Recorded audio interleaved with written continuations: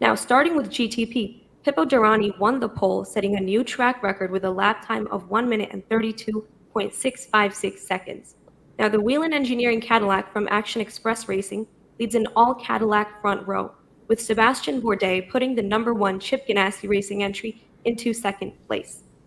Now, Cadillac was fastest in all practice sessions this week leading up to the race. So here's the first question for you all. Kobe, starting with you, do you think Cadillac is the favorite to claim the overall win? Well, Alicia, based on what we've seen so far from the Roar Before the 24 last weekend and all the practice sessions we've had this week, I think that Cadillac is the absolute favorite to win. It's been amazing seeing how fast Action Express and Chip Ganassi Racing have been throughout these last 2 weeks in Daytona. But it's no surprise, Action Express and Ganassi, they're the best of the best in sports car racing and one of the top teams in motorsports in general. So I think based on what we've already seen, it would be a big disappointment for General Motors if Cadillac cannot get the job done. I think that right now, if you're putting a bet on the race, those are probably going to be the two entries that you're probably going to go with. I know before we got to the Roar Before the 24, a lot of people were expecting to see Porsche, try to make a run at this because Porsche, made some improvements to their GTP prototype over the off season to try to, try to improve their performance.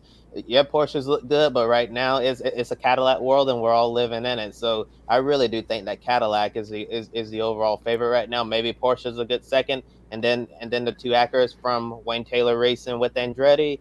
But one manufacturer, that we really haven't talked about is BMW. BMW's kind of just been there, in the middle. I think BMW is probably one of the biggest underdogs heading into this race. Yeah, BMW may not have the same pace as the Cadillac, but at the end of the day, yeah, it's good to have all the speed that the Cadillac is showing, but there are a lot of things that are going to come into factor, like reliability, some things that could happen during the race, that could put Cadillac out of contention. So I think that while Cadillac is really fast right now, it doesn't guarantee a victory at all because anything can happen in the 24 hours of Daytona because it's such a unpredictable 24-hour event. And sometimes I know it's a 24-hour endurance race, but sometimes it really feels like a 24-hour sprint race because sometimes during this race they'll be racing just as hard during the first hour as they are in the final hour. And that was going to be my exact point, Kobe, is it's a 24-hour race. You can look at all the practice times. You can look at the roar. I just don't think you can just say, oh, yeah, we have a favorite. Too many things can happen. You can have a mechanical failure. Something can go wrong. You can have a crash. There's a lot of time for things to go wrong. And mind you, Acura won the last 2 years. A lot can happen. And I don't know. I don't want to hand the trophy over to Cadillac just yet. They might be the favorites based on what we've seen so far. But there's a lot of race to go. We have 24 hours coming up. Definitely. In 24 hours, 86,400 seconds. It doesn't matter because anything can happen, like both Kobe and Alex were saying. Also, Ben, great to see you. Sucks that you're not here in the little box with us, too. It's always a pleasure. But, yeah, Cadillac, absolutely. They have to be the favorite here. Just the dominant performance they've been putting on in every single practice session, qualifying. However, I like the point Kobe made, though, about BMW. They were a little sneaky up there. They were second in a couple of the practices. Acura, it's hard to bet against them, too. I mean, the issue, too, with that is Acura has been fast here. They're all fast, obviously. But Cadillac does fast qualifying, practicing, but when it comes to those 86,400 seconds, they don't win is what I'm alluding to. So I think they're the favorite, absolutely. If I were to bet on this race, I don't really know who I would bet on. I have a pick for the pick a winner, though, we'll get to eventually, but I don't know if it's going to be Cadillac. I'm going to have to really consider this. But yes, is Cadillac the favorite? Absolutely. But would I be shocked to see Cadillac not win this? No, I wouldn't be shocked at all. Yeah, and as you guys all said, it's a 24-hour race, anything can happen. So it's definitely going to be interesting to pay attention to what goes on. But now, taking a look at the co-drivers from Cadillac, Scott Dixon and Alex Palou have been strong for Ganassi. The two IndyCar stars have definitely been at the top of their game since the Roar Before the 24, and they will be strong with full-season drivers Sebastian Bourdais and Renger van der Zande. Now, joining Pippo Durrani and Jack Aitken, it's Tom Bloomquist getting an endurance role with Action Express after Meyer Shank Racing took a sabbatical from IMSA this year. So, Alex, starting with you this time, which Cadillac co-driver will be most important to their team's success? So I'm a big Renger van der Zande fan. I love hearing Lee Diffie say his name. Gets me hyped every time.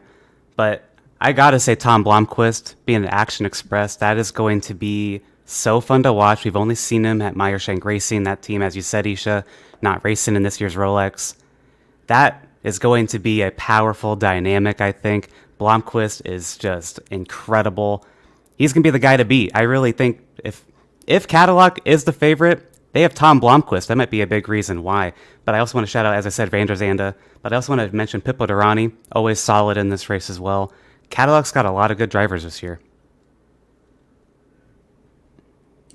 Definitely, I can agree with. I think Blomqvist definitely. When you bring somebody who's won this multiple times with that amount of experience, that amount of talent, it's hard to really bet against Cadillac. Now I'm like talking myself into maybe picking them. He's just I would go with Blomqvist as well, just because of the talent he has, the experience he has here. I wouldn't doubt if I believe they won the last two, right? With him with Meyershank. I think they can make it three in a row for him specifically. I know Meyershank's on their little sabbatical after last season's results and stuff like that, but I have to add to what Alex said. I mean, I think Blomqvist I think he'll be the biggest factor in terms of what happens in the next 24 hours. Yeah, and before I go into this question, I just want to say, how weird is it to be coming down to Daytona for the Rolex 24 and not have Meyershank racing on the grid? It's really crazy, after 2 decades of seeing them on the grid every single year. Unfortunately, they couldn't find a GTP program for 2024, but, co-owner Michael Shank keeps saying, that that they kept all their IMSA equipment, they kept all of their sports car equipment, kept everyone on the sports car program on the payroll. So they're hopeful to come back in 2025, with another GTP program with a brand new manufacturer. So I think this is probably just going to be a 1 year off from IMSA competition for Meyershank Racing. We'll probably see them back in 2025 with a brand new manufacturer. And Alex, I totally agree with you on the point about Tom Blomqvist being very, very important. I think the Action Express lineup of Pippo Durrani, Jack Aiken, and Tom Blomqvist is going to be very, very strong. And but the one co-driver that I think is going to be most important to their team success is the two-time IndyCar champion Alex Palou. Looking at him in the practice session, at the top, and from the Roar last weekend, Palou has been very impressive, super fast in this Chip Ganassi racing Cadillac, and I really think that having the extra co-driver like Alex Palou, who is just super quick and getting the job done, I think that he can really gain Ganassi a lot of time in this race. In that lineup in general, Ringer, Van der Zande, Sebastian Bourdais, Scott Dixon, and add Palou and all that. I think that's a very strong driver lineup, and I really do think Palou can potentially be a difference maker in this car.